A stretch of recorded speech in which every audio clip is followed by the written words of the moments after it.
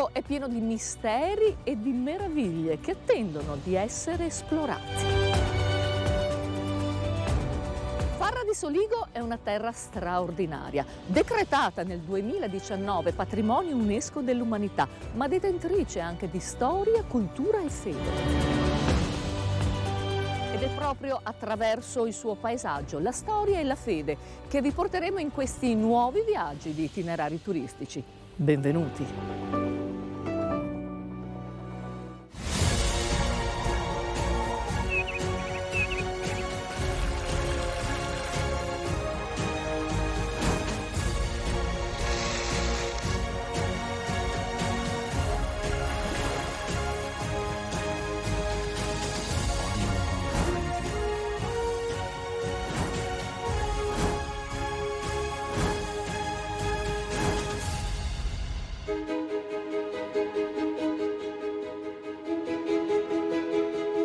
È il 2019 e Mattia Perencin viene eletto sindaco di Farra di Soligo. Passano solamente 2 mesi e questa straordinaria terra viene decretata patrimonio UNESCO dell'umanità.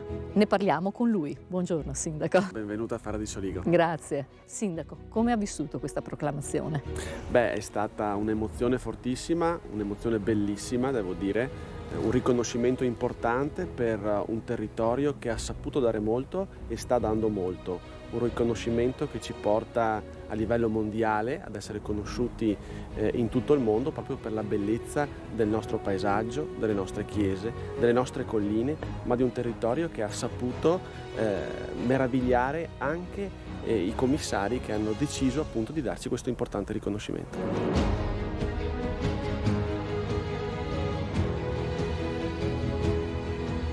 Si è aperta, sindaco, questa meravigliosa giornata di sole. Noi stiamo passeggiando nelle colline e tra i vigneti del Conegliano Valdobbiadene di OCG, che è un prosecco. Sì, qui noi siamo nella patria del Conegliano Valdobbiadene. Queste sono conosciute anche come le rive eroiche. Qui c'è una lavorazione tutta a mano da parte dei nostri agricoltori che proprio qui lavorano e coltivano questi vitigni proprio con una lavorazione anche molto difficile. Pensiamo che qui è tutto a mano, non c'è meccanizzazione, quindi un lavoro veramente dove ci si spacca la schiena. Anche perché la pendenza è molto alta. La pendenza è molto importante, infatti queste sono conosciute anche come le rive eroiche, perché chi le lavora sono veramente eroici, quindi dei veri eroi. Sindaco, abbiamo anche un cammino dedicato all'UNESCO. Sì, il cammino delle colline del Prosecco di Conegliano Valdobbiadene attraversa proprio le colline di Farra di Soligo ed è un percorso bellissimo perché in tutto il periodo dell'anno ci sono degli scorci stupendi, quindi veramente bello. Che noi porteremo nelle prossime puntate di itinerari turistici nelle case dei nostri telespettatori, puntate dedicate proprio a Farra di Soligo. Sì, perché adesso, sindaco, noi abbiamo qualcos'altro da vedere alle nostre spalle. Sì, perché Farra di Soligo è anche storia, cultura, fede, quindi vi lascio nelle mani di Fabio Sartori, il nostro archeologo. Grazie sindaco. Andiamo a incontrare Fabio. Farra di Soligo. Farra. Da dove arriva questo nome? Buongiorno Fabio. Buongiorno Ida. Sì, hai detto giusto. Il nome Farra ci dà l'origine un po' di questo nostro comune, fino ai tempi sicuramente dei Longobardi, qui stiamo parlando dell'Alto Medioevo. La storia è veramente antica. Alcuni poi ritrovamenti archeologici ci hanno permesso addirittura di verificarne la presenza di questi Longobardi, quindi possiamo partire veramente indietro nel tempo. E poi la storia continua, alle nostre spalle le bellissime torri di Credazzo, simbolo di un medioevo che oggi non c'è più e unico testimone anche visibile di fortificazioni che dovevano punteggiare tutte queste nostre colline. E le torri di Credazzo sono ricordate anche dal sommo poeta, da Dante. Nel Purgatorio della Divina Commedia ci parla di Gherardo III di Camino, nato in queste torri, diventato poi signore di Treviso, e di sua figlia Gaia. Se ne parla Dante, non possiamo che sicuramente essere fieri di tutto questo. A dirimpetto delle torri di Creazzo abbiamo la piccola chiesetta di San Lorenzo. Con il nostro campanile è stata oggetto di un prestigioso restauro. Sì, recentemente restaurato il campanile, lo possiamo vedere benissimo.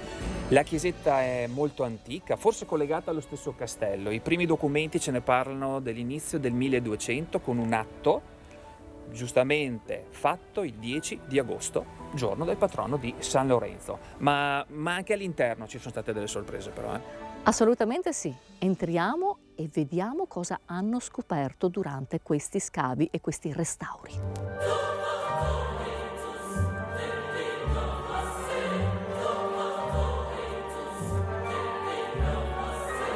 Lui è San Lorenzo, festeggiato il 10 di agosto. Notte anche delle stelle cadenti. Notte delle stelle cadenti.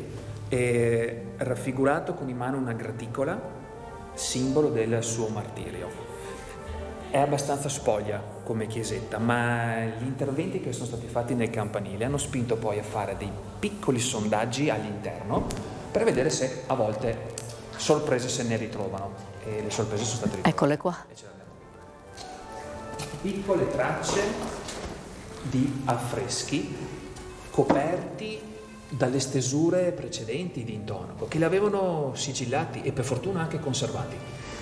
Questo ci dice che molto probabilmente questa parete potrebbe essere affrescata e sicuramente anche affreschi di un certo pregio. Quello è bellissimo. Un volto con ogni probabilità di un vescovo dal copricapo. Quale vescovo? Chissà che si possa andare avanti con le scoperte prima o poi.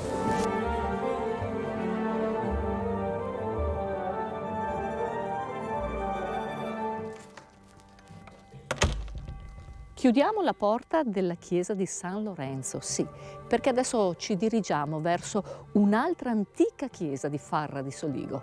Il nostro viaggio tra territorio e fede continua.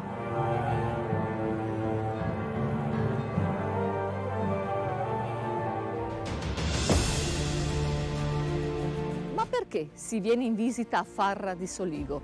Lo chiediamo a Silvia Spadetto, assessore al turismo di Farra di Soligo. Buongiorno Silvia. Buongiorno Ida e buongiorno anche a tutti i telespettatori che ci seguono. Cosa dire? Sono diversi i motivi per cui i turisti arrivano a Farra di Soligo. Sono anche cambiati un pochino nel tempo. Diciamo che il filone conduttore da sempre è stato il motivo enogastronomico. Il nostro fiore all'occhiello è sicuramente il Conegliano Valdobbiadene di OCG, il vino tipico che arriva dai nostri colli, dalle nostre colline, assieme anche a quelli che sono i prodotti tipici enogastronomici. Però nel tempo, dopo il riconoscimento UNESCO, ovviamente questi motivi sono anche un pochino cambiati. Quindi, Assessore, la consapevolezza di essere una terra importante proprio in virtù di questo grande riconoscimento. Certo, per noi è stata decisamente la svolta. Questo territorio era già conosciuto prima, ma poi abbiamo cominciato a conoscerlo anche da un altro punto di vista, quindi l'avete ben visto anche dalle immagini che ci hanno preceduto, quanta è la bellezza paesaggistica ma anche storico-culturale di questo territorio. E poi si approccia benissimo anche a quello che può essere il turista sportivo, quindi tante visite in bicicletta, tante visite anche per il trekking, per non parlare poi anche del futuro di questo territorio che sicuramente può essere legato anche ai cammini, come già il nostro cammino delle colline del Prosecco di Conegliano e Valdobbiadene, e poi anche l'innumerevole quantità di sentieri che abbiamo e che si intercalano poi nel nostro territorio. Grazie Silvia. Alla prossima puntata, Ida. Certamente. Stiamo per entrare in un luogo che ha una storia che arriva da molto lontano.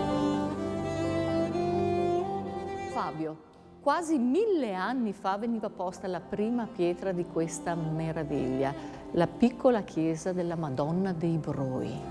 Oppure anche Madonna del Brolo. Cioè, che cos'è il Brolo? Il Brolo è la campagna, ma se noi oggi ci guardiamo attorno alla chiesetta ci sono case. Quindi ci fa capire della sua origine antica, di un contesto paesaggistico anche che è mutato, è diverso da quello di oggi. Doveva esserci campagna, oggi questa campagna non c'è più. È una chiesetta, come dici tu, giustamente molto antica. Risale anche questa al pieno del nostro Medioevo, è stata voluta da una delle famiglie nobili di Farra, tali Brunvillani, i documenti sempre ce ne parlano, ed è stata sempre da loro affrescata.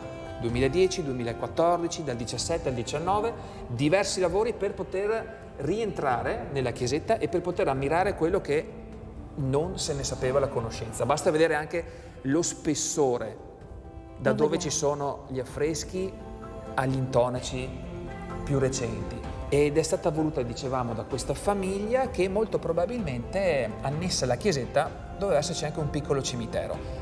Ma è questo come lo facciamo sapere noi che c'era un cimitero? Non c'è cimitero senza tomba. Sono state ritrovate alcune sepolture durante questi lavori, incaricata poi una ditta archeologica per poterle verificare. E non fosse per le sepolture, quindi per le tombe, per gli scheletri, gli affreschi parlano. Ci parlano forse di quest'uso cimiteriale. La resurrezione, in questo primo affresco, un angelo indica un sarcofago vuoto, Cristo risorto. La crocifissione, quindi l'atto poi della morte, e non da ultimo San Michele che sta pesando le anime. Cioè sono tutti piccoli indizi che ci permettono di dire come con ogni probabilità questo cimitero c'era. Si vedono ancora. Sono dei disegni. Questi tratti in nero che sono ancora sopravvissuti di volti, scritte, addirittura da questa parte dove sei tu a una chiesa, una chiesetta, dei numeri, un'altra chiesetta. Chi ha scritto tutto ciò? Sono è quello che rimane di questi poveri soldati per un periodo imprigionati qui all'interno della chiesetta della Madonna dei Broi. È una testimonianza storica anche questa. Hanno lasciato la loro testimonianza. Sono passati più di 100 anni, ormai dalla fine della Prima Guerra Mondiale, e è stato deciso giustamente di lasciarle perché fanno parte della nostra storia. Ecco un altro volto di soldato con le mostrine. Che emozionante, magari un soldato giovane. Pensati all'emozione. Un soldato giovane, certo. Un soldato giovane. All'interno della torre campanaria c'è una targa che riporta i soldati austro-ungarici morti nell'ospedale di campo che era qui presso la Filanda Vedovati, e questa targa riporta anche i soldati di Fara di Soligo partiti per diversi fronti, mai più tornati, e anche dei civili, quindi la popolazione civile di Fara di Soligo che ha patito tantissimo durante la Prima Guerra Mondiale. Al giorno d'oggi questa è una chiesetta consacrata. È una chiesetta consacrata, certo.